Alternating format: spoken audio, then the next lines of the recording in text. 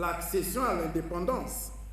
15 août 1960, 15 août 2021, il y a 61 ans que le Congo devint indépendant, une indépendance précédée par la proclamation de la République le 28 novembre 1958.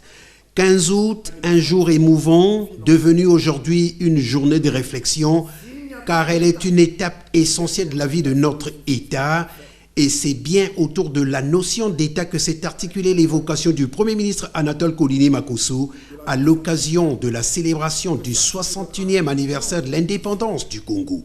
L'État, cette organisation que se donne une communauté rassemblée par l'histoire pour prendre des décisions, organiser sa cohésion, assurer sa survie.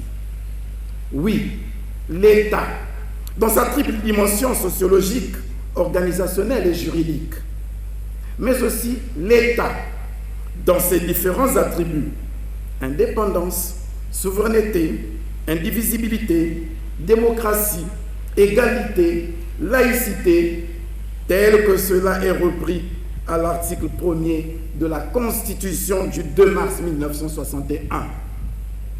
On peut donc comprendre tout le sens de l'exhortation d'André Malraux, nous demandons de commencer à construire nous-mêmes l'architecture du nouvel État.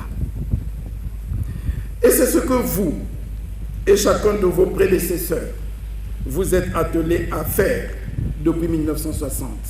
Excellence, Monsieur le Président de la République, dussiez-vous recevoir en ces lieux la reconnaissance de la nation.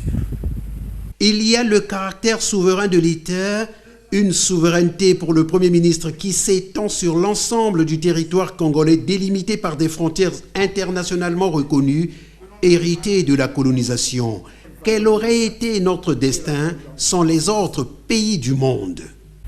Nous sommes donc liés, Excellence, Monsieur le Président de la République, à tous ces États.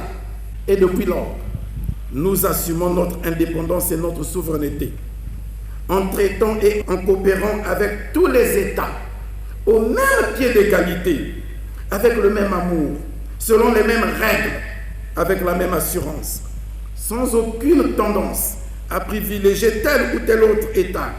Et nous savons ce que nous devons à tel et tel autre État.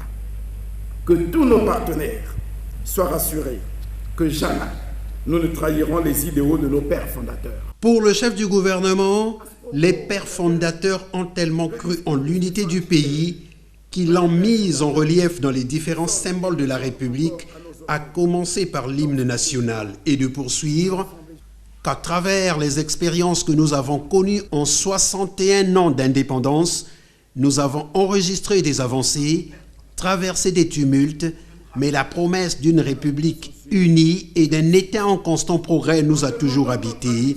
Le Congo peut donc tenir le cap. Fin de citation.